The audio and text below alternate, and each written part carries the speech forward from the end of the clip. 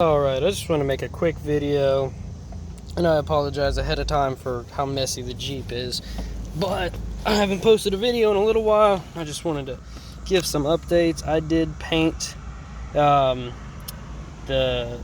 four-wheel drive, I guess, shift bezel cover, also the 6-speed bezel cover right here, and cup holder cover. I guess it's the same thing, yeah.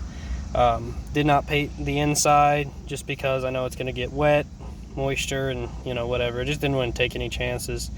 So did the trim around the AC and starter and everything else. So it is actually it's dusty, but it's a hammered gray color.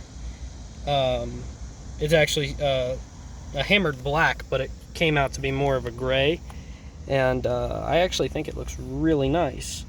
I'll end up doing the rest of it here soon. I don't know how much I'm gonna do. I don't want to do anything too textured, but because I want to retain that hammered look on there. But yeah, so there's that. That's pretty much it for the interior. But now exterior, I do have the top down right now, but I did get on some new tires and wheels in front and rear. They are 305 7017s, and wheels, I mean, obviously 17s. They're 17-inch Vision wheels. I really like them. I think they look really nice with the silver. Yeah, I didn't want just solid black wheels, and I also didn't want matte black, so I went with gloss black and I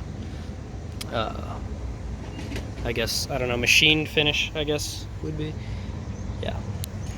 I did take out this the Euro guards, the splash guards, whatever you want to call them. I took those out, but other than that, it's running no lift. And this weekend I will see how it does on the trails, and see how much rubbage I get when I'm flexed. So I don't know how well it's gonna do, but that's what it looks like. The spare.